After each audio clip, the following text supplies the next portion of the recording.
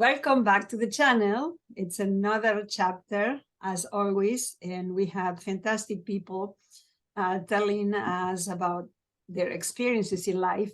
And as I mentioned before, the channel is just to showcase your wisdom. We all have a wisdom. We all have a light. We all have something that comes with us. It's totally inside us, I think in every cell in our body. And it normally helps us get through tough times or just to decide where to go, what path to take. And so that's what I like to hear the stories of all my guests. And today we have T Crane.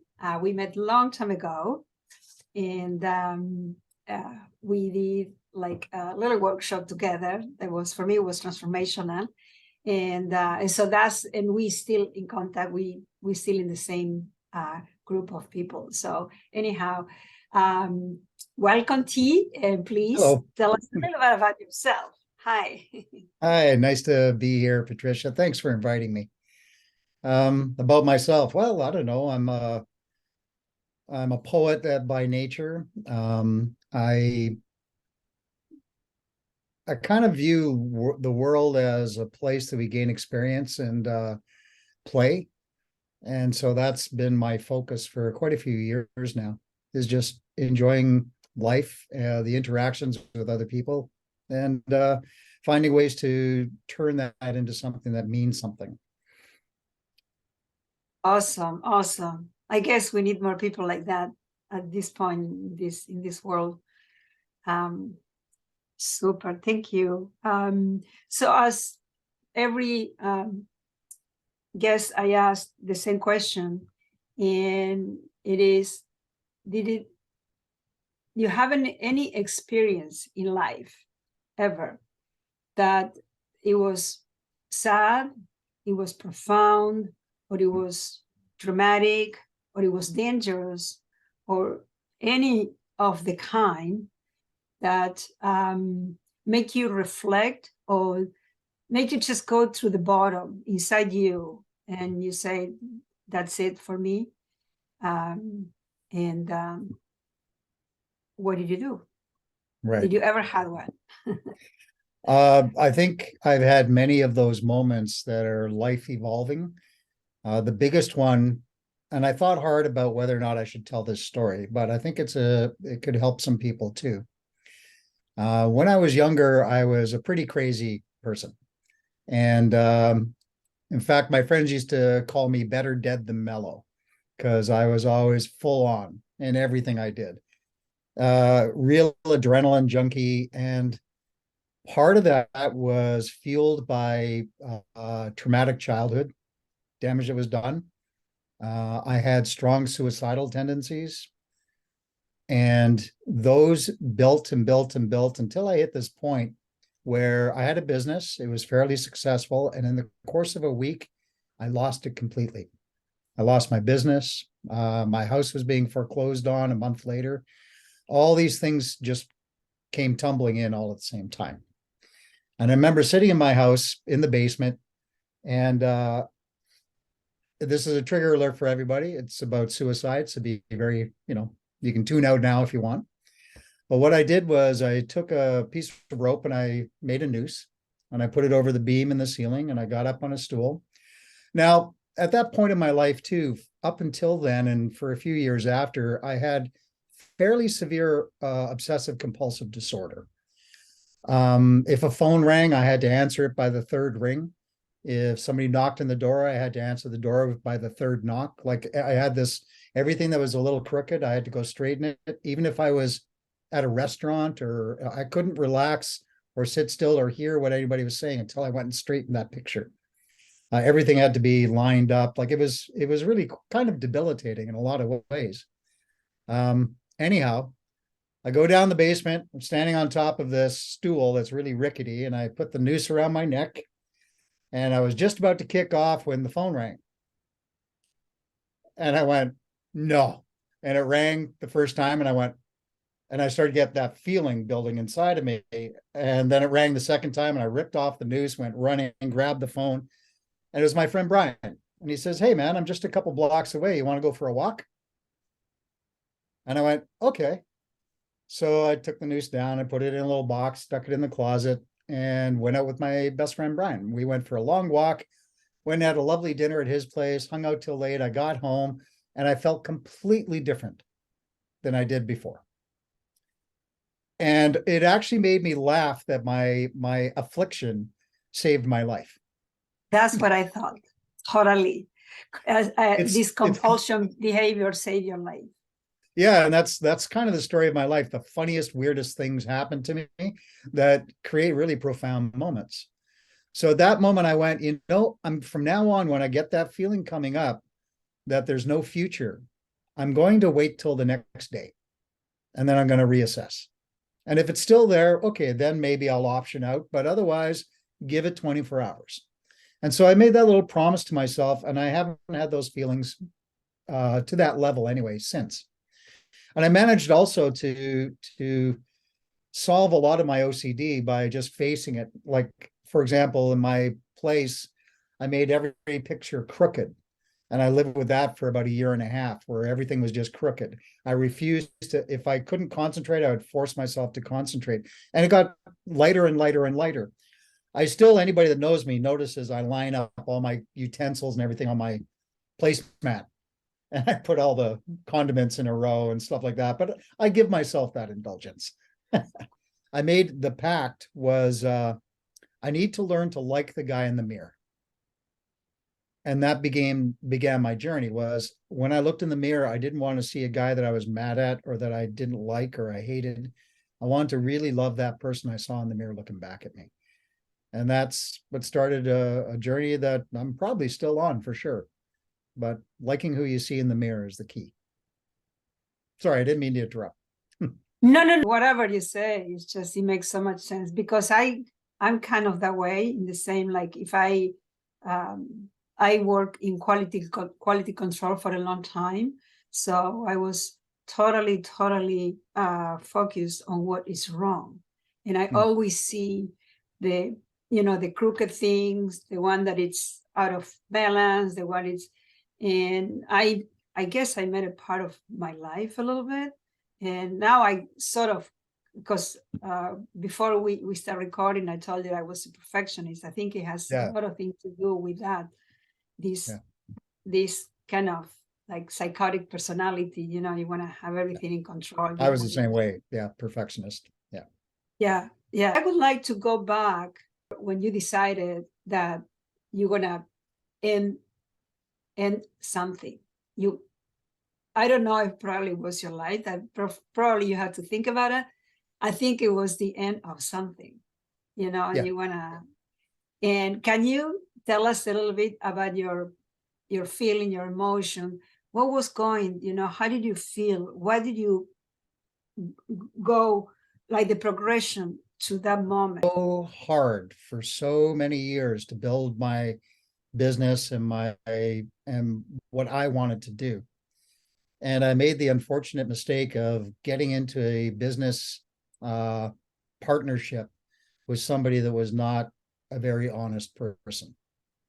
And through a series of events, which I won't get into, it resulted in a 3.5-year lawsuit where we were at each other, and it bankrupted me. And that's why I was starting to lose everything as well. I got to a point where I couldn't see a future for myself. I had put everything I had into this whole effort, and then it just got yanked away. And it got yanked away by somebody who was lying. And the court system wasn't set up to make it difficult for them to file a suit. It accommodated him completely. He went through 5 sets of lawyers because we all in discovery, we would uncover his lies, and his lawyers would drop him and not continue with the case, and he'd go find another set. And this went on and on and on for 3.5 years. It ruined me. It robbed me of everything that I had. It stripped me right down to nothing. It ruined my trust, my own sense of justice or judgment. Like, what's wrong with me that I couldn't see this coming? And that's where I went into that cycle of, okay, I got to really look inside myself and see, why did this happen? How did I allow this into my world? And I refused to harden my heart towards everybody. I wanted to stay the same person I always was, with sense of humor and playful and all those things. But it was hard because I really hated myself. And that's where I got into I got to learn to like the guy I see in the mirror. Every December 23rd for 3 years in a row is when I would get served with more papers from him. He made sure he did it just before Christmas. That's the kind of guy he was. When you saw yourself in the mirror, you hated that situation, you hated to be in that position. Like before Christmas, your life was miserable. What did it make you, what did you grasp? What did you just get that light or that voice, like, or a phone call, just to keep going, Right. because you hire lawyers, you had to do certain things to keep in that situation, still on the bottom. Yep. I decided to go back to who I really was. I mentioned in my intro there that I'm a poet. I'm actually a published poet and was quite successful at it for a number of years, and earned a living as a poet, which is really weird and rare. So what I did was, with him on the side, my business gone, I decided to go back to my art and become an artist again. And I moved into a one-room studio apartment in a building full of other artists, which was really cheap, but it was also like my little sanctuary. And right across the street was a small cafe that I would go in the morning and get a bowl of latte. In Quebec and in France, they serve café au lait in bowls. And so when I first went there, he made me a big mug, and I said, can I have it in one of those little soup bowls? And he went, okay. So every time I go over, he'd make me a café au lait in a soup bowl. And I'd sit there and drink my café au lait and eat my croissant in the morning. And I started to feel human again. And I got back to who I really was. And I went for long walks by the river every day, and meditated and wrote. And it was the restorative thing that I required to bring me back to who I was. Because I had married myself to what I wanted instead of who I was, that stuff gets yanked away anytime. It's not permanent, but who you are is. So I didn't want to have anything in my world that could be taken from me, where it would tear me apart so much. So focusing on just who I was and who I wanted to become and who I wanted to feel like, which is my original self, was the goal. Well, who we are, it's very changeable. It's evolves all the time. So I think we are most truthful when we connect to what we love. And obviously poetry was the connection to everything, to your sanity, to your peers, your friends, to a different environment. Before we go on, where do you visit from? That's the other thing, because you mentioned Quebec, but I know you're not in Quebec right now. I'm in Vancouver right now. Vancouver. But I've traveled my whole life. So I used to work in the entertainment industry. So I toured all over Europe and all over North America. Awesome. So this situation that puts you, I guess, in a mood to introspect, to go inside. You saw yourself in the mirror. You did not like what you saw. How did it happen? What did you think about it? What was your reaction? It came from going inside. That's the best way I can put it is, when you start to look inside, when you start to do the inside work, as you know, a lot of things really change quite profoundly. And also a lot of us that have a bit of torment going on inside of us are afraid to look inside. The hardest thing to do is to take care of yourself. And that's actually true with a lot of people that are good with other people. If you're really prone to helping a lot of other people, usually it's because you don't want to help yourself or you don't want to look inside, so you look outside. What can I fix out there rather than what can I fix in here? And for me, it was through that beginning, the fearful process of introspection, that I started to see just how much work I had to do. And when I began working on myself, I noticed too that my relationships outside also started to change. The kinds of people that I attracted started to be a little bit different. The experiences I was having with things that I interacted with was starting to evolve as well. I too was a perfectionist, and in fact, I was really goal driven. So every birthday, I would set a new goal, and I would always accomplish it or go beyond it. And they were pretty intense goals. Like, it was always really big, and I would drive myself towards that. And what I noticed in my introspection was I was never satisfied when I would accomplish my goal. All I would do is I would just set another goal. So I began to look at what's the flaw in that kind of living, being goal driven. And what I settled on for myself, this isn't necessarily true for anybody else, but for myself, was to shift and become experience driven. What's the experience I want to have? And freeing myself up from, instead of win at all costs, to being okay with quitting and going and doing something else. If this isn't for me, I'm going to stop doing it and go find something else that is for me. And so much of personal development is geared around never give up, never say die. It's like, you know what? It's okay to give up. If you're not liking what you're doing, go do something else.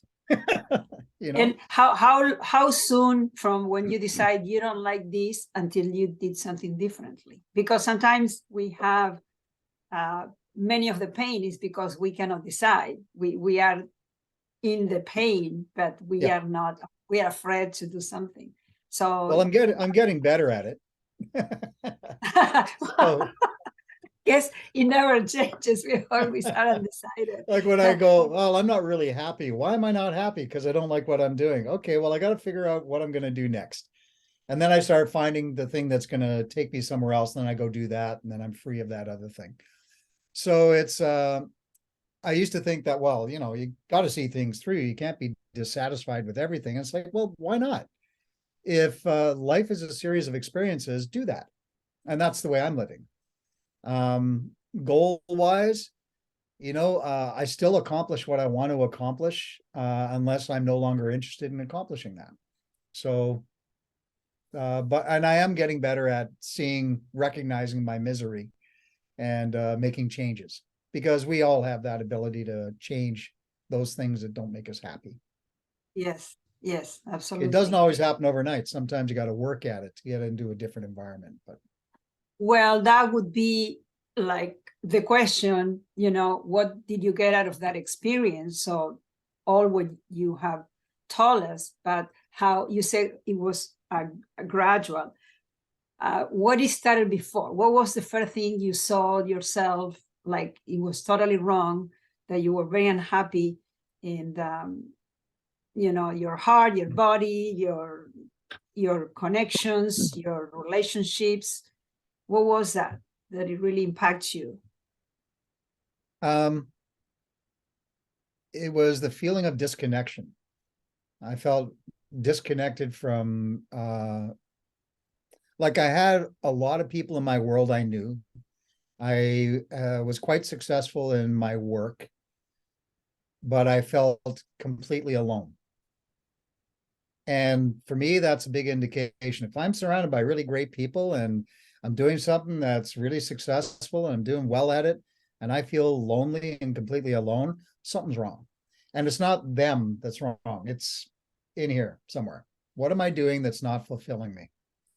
And so that search for fulfillment, or that search for happiness, the Dalai Lama said something once years ago that I really admire.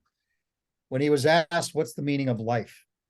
That's the big question, isn't it? What's the meaning of life? What's my purpose? And he said, he said, oh, that's easy. The meaning of life is to be happy. The difficult question is, what makes me happy? And so that's what you seek out. And that's a floating point. It's always changing. So I shifted myself to look at, well, what makes me happy? And let's go there.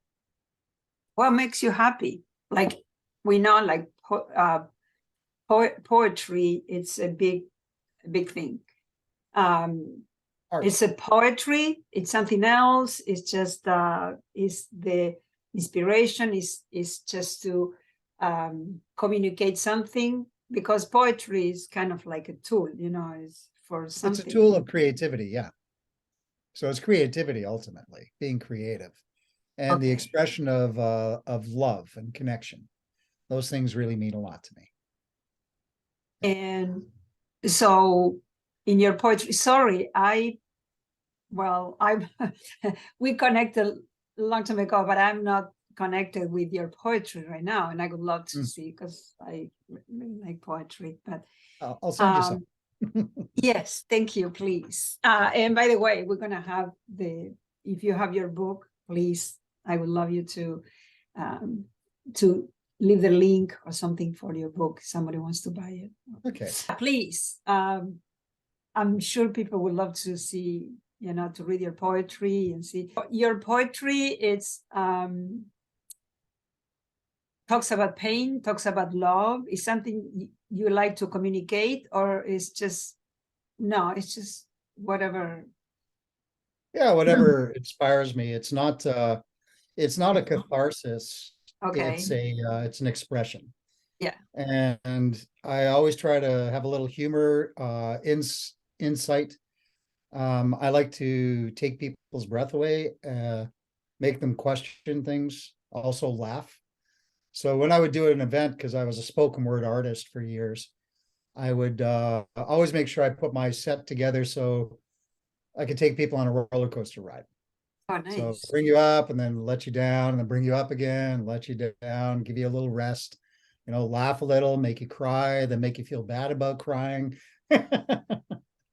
So again, playfulness, right? So, and it wasn't necessarily just poetry, because it's about the act of being creative and creating.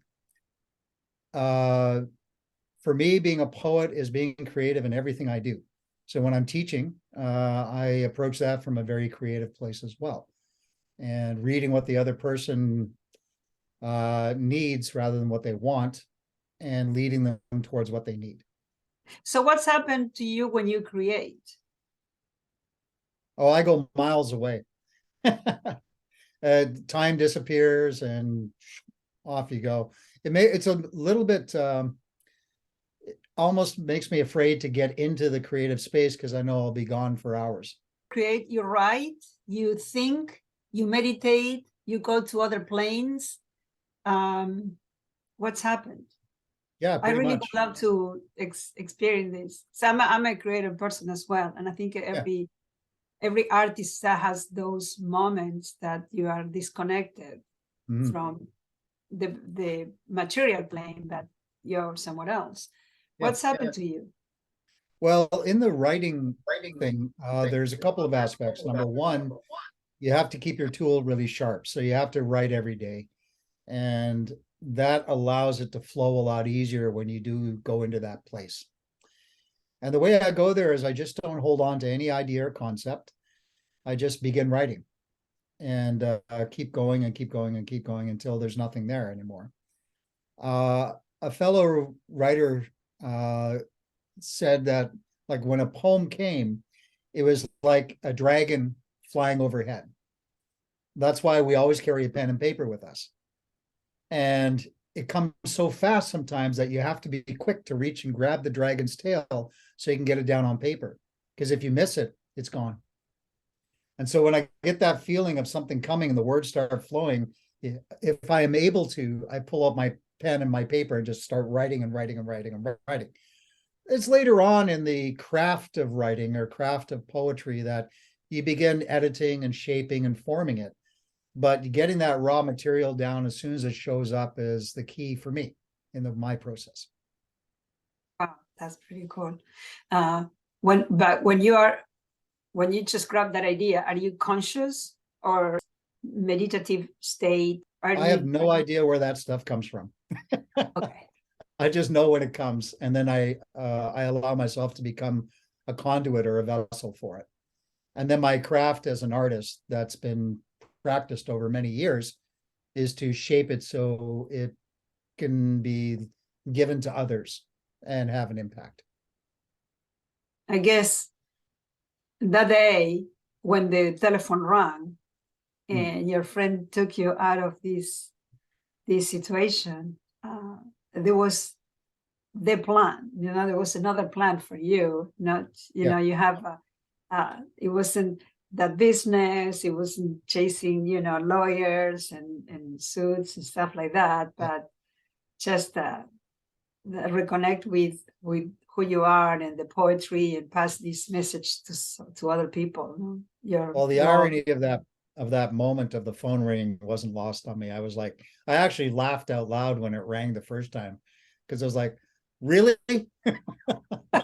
I finally make the big decision, and really? It's just for a movie, like for a comedy. I mean, and all these dramatic, like steps that took you to that point, I'm positive. I mean, I know because it happened to me, but we connect at certain levels. We do connect but sometimes it comes from those places that we never really imagined. Like a few months ago, I had an experience, and I went to the jungle, and we were in from the town that I was at, we had to go up the river about 3 or 4 hours on a boat. And around an hour and a half on the trip, on the boat, we start having a big storm and a lot of rain, and then the wind, like intense wind, like a tornado. And the boat was just going from one side to another. These are flat boats, like super light, metal, and they are full of stuff because the people come from far away to the city to get all their supplies for themselves or for small businesses. So a lot of people, a lot of stuff. And we were in a hard time. I mean, like totally. And I think for the first time in my life, I felt so close to death, like so close. Next to me, there was a little girl, about 14, 15 years old, and she was crying, and she was just like, and so I grabbed her hand. I said, well, everything is going to be okay. But I was like scared to death. I swear, I was never so scared in my life, because if we capsize, there was no survivors. No one. It will be like nothing. So this thing came to me, and it's like this lady once told me, "You gonna have a long and productive life."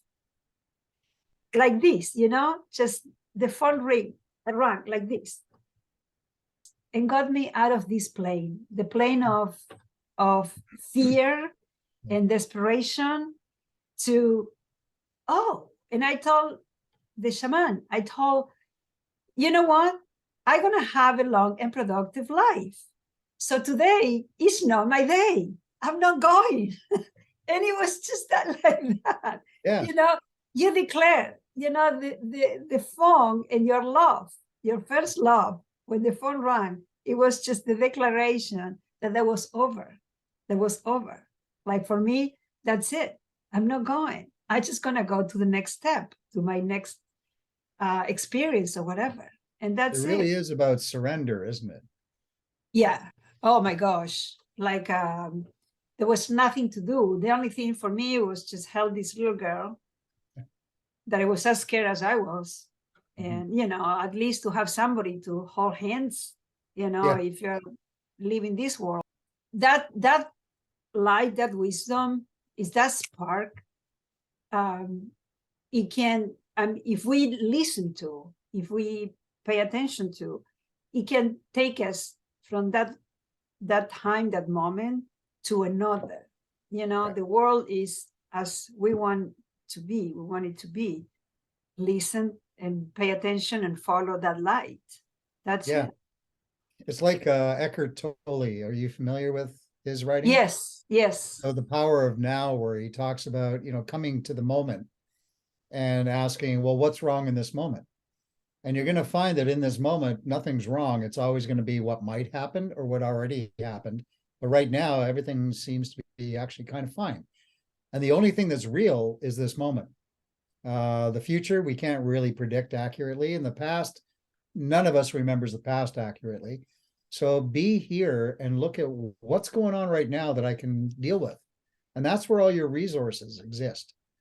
So when I got away from goal-driven living to experience-based living, that brought me more into the moment of experience. And that is a form of surrender.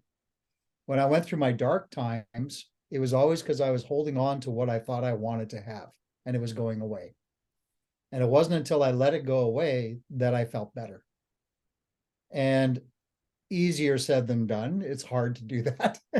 But when Yes. you do it, you immediately start to feel that healing coming in. And you have to let go. If it's gone, it's gone. And just let go and keep going. And look at what you have. It's like when you're climbing a mountain, you don't look at how far you got to go. Look at how far you came. And when we go through life, look at how far you've come from that moment, rather than how far you still have to go. Because I guarantee you, when you leave this planet, there's still going to be a lot of stuff that you got to do. You're never going to get it all done. No, but you know what I say? I try to live life as I like it. Well, for many years, I think it was from the point of view of the ego. And that's what I probably had all these bad experiences that say you don't want to have, but you repeat them because you never learn the lesson. The ego tells you to do something that your heart tells you shouldn't. When I discovered that, you just don't need to fight anymore. You just do.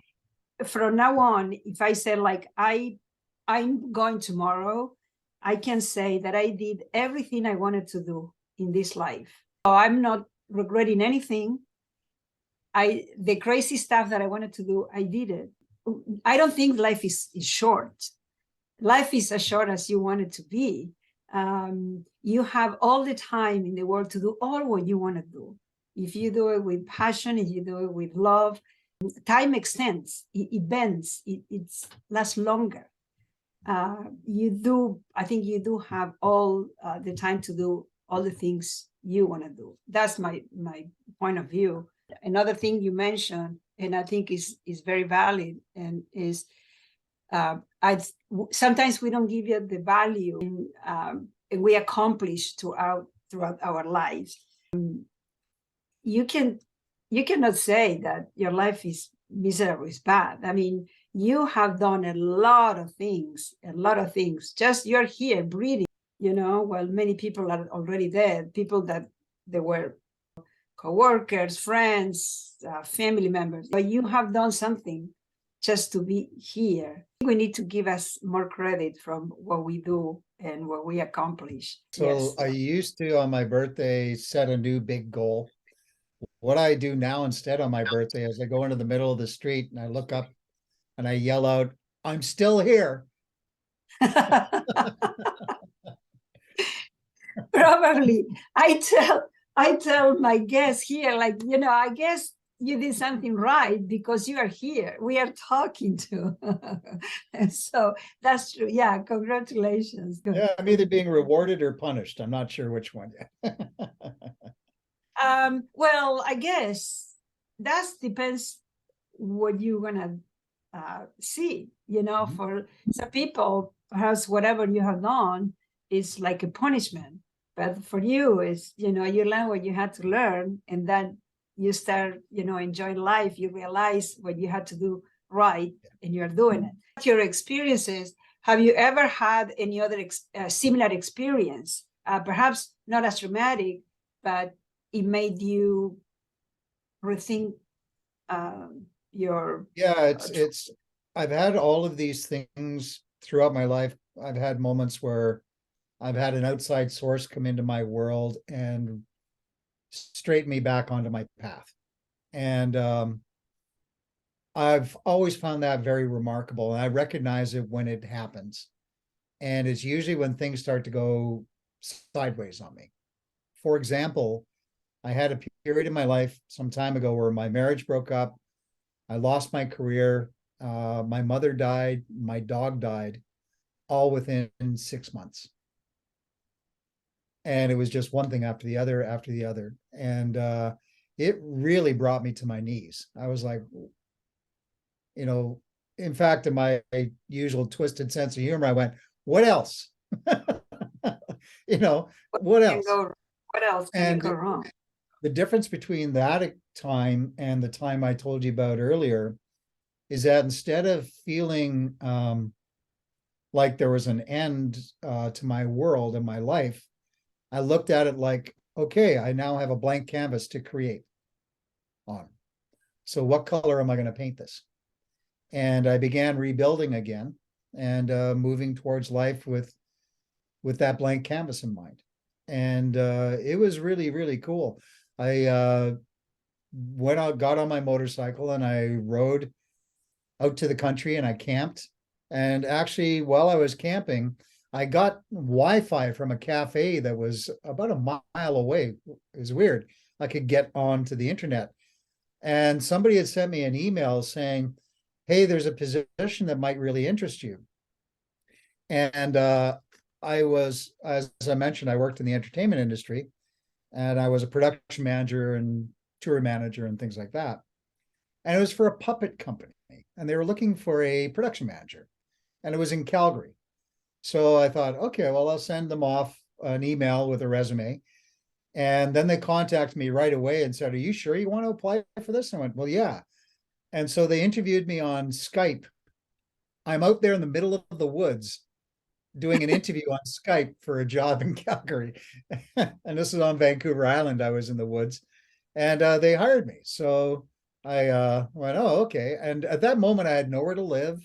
I had put my stuff all in storage, and I just had stuff on my motorcycle I was traveling with and camping, and went bungee jumping and a whole bunch of stuff. And so I went, oh, okay, well, I got to head to Calgary. So I went to Calgary and I worked for these people. And it was a really healing experience, going from all that stuff happening all at once, stripping me right down, to being in Calgary all of a sudden, working with a bunch of puppets. And we ended up coming back to Vancouver and being part of the Olympics. And they toured Europe, and we toured around North America, and they were a really, really talented group of individuals. And I worked out my contract there, and then I came back to Vancouver. And that's when I decided to throw myself into a completely different line of work and start using what I had learned to become a coach and a teacher. And I started designing programs and teaching programs, and started my own company just doing coaching and training. And yeah, worked out really well. Wow, that's pretty cool. That's pretty cool. So what did you learn from that experience? You just had nothing, you just put everything in storage. You started traveling by yourself. Yeah. Tell us your feelings, your experience, your emotions. Well, did you feel like alone? Did you feel sad? Did you feel no, it was very different.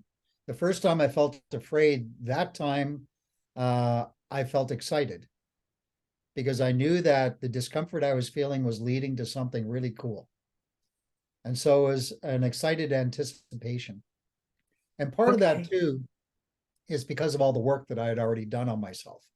So I knew that when something ends, something else begins. It's like that saying that when one door closes, another one opens, but the hallways really suck. I like that. So the door closed, I was in the hallway, so I couldn't wait for a door to open so I could go and have some fun.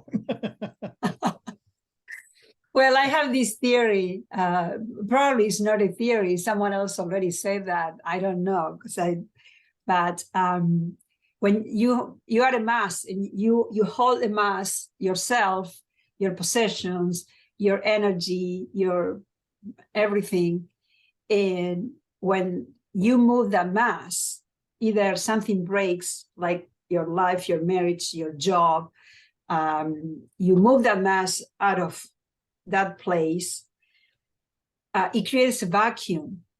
Mhm. And the vacuum always gets filled with cool stuff, with Yeah. positive things, because the universe rewards you just for the effort to move yourself out of that thing, you know? And you just have to wait for, I mean, you can keep moving and doing stuff, but If you're open to it, things that are on the same wavelength as you are will show up. If yes. you're in a really dark, negative space, then those things will show up. If you're in an excited, anticipatory feeling sensation, those things will show up to fulfill that. We really do attract what it is that we are. And so to attract the things you really want in life, you have to evolve yourself to that place. And again, will we ever get there? Probably not, but it's a journey and it's an experience. And Yeah. it's made life The a lot easier and more enjoyable for myself. the key is just to get the victim, to feel a victim out of the picture, because that's what entails, you know, why me, or look at what happening to me, or, you know, it's just, it doesn't happen to you, it just happens, and you are in that frequency. You start getting all these good experiences. Can you tell us a little bit more about what were those experiences that took you to who you are? You know, how did you open up your mind? How did you start going inside and see, like, well, I'm not a victim? How did it happen? Well, it was when I moved into that little studio apartment with all the other artists. I got into, have you ever heard Seth Speaks? Heard of Seth? So there's a person who would channel this being named Seth, and her Oh, husband. yes, yes. I listened to recordings of the Seth sessions, then I bought the book, and then I decided that what I wanted to do was just meditate as much as I could every day. So I got up to where I was meditating for about 7 or 8 hours a day. Sometimes 3 hours and then take a break, etc. And then I began meditating while I walked, and I just meditated. And then I began practicing moving out of my body when I was meditating. And I just went deeper and deeper into the art of meditation. And in there is where you see a lot of yourself, because the things that hold you down, they show up. And so you're able to, if you can separate to that deeper self that can look at it and isn't attached to it and find out what they think about what you're doing, it's easier to go, okay, if I just let go, I'm not going to drown. And so it was like a little process of that, bit by bit. And like any muscle, if you exercise, it gets stronger and stronger. And that's when I began to really feel a sense of evolution taking place. Getting up in the morning, my bowl of cafe au lait or cafe latte, because I'm part Italian, and my croissant, and then my walk, and not knowing what I was going to do that day, and just encountering people. And I had beautiful encounters start showing up, and really strange ones. And then I started to get invited to participate in various teaching and coaching activities. I started doing more readings again, performing. And then I decided I wanted to move back to Vancouver. And then I got offered a job in Vancouver that was pretty cool. And I came out to Vancouver. So it was really interesting that once I got to that good space of just being wide open, when I would decide, yeah, I want to experience this, it would show up. The means to make it happen would show up. And I would just, if I saw it as that, I would follow it and it would lead to what I wanted. And I think a lot of that is we cover up the opportunities with our desires. So when I wanted to do something, I had to be open to how that would show up to me. And it's not going to show up in a way that I think.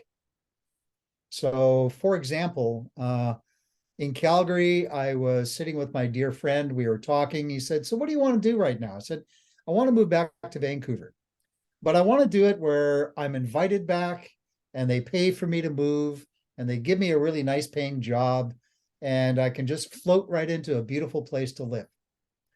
And he said, oh, you don't dream too big, do you? And I said, yeah, I dream real big, but that's what I want. And about 10 minutes later, my phone rang, and it was a friend of mine who was a technical director at a theater in Vancouver. He said, hey, I was just thinking about you because I'm leaving my position and they need to find somebody else. Would you be interested? I went, yeah, I would. He said, okay, I'll recommend you. And then an hour after that, I'm still sitting with my dear friend. I didn't say anything.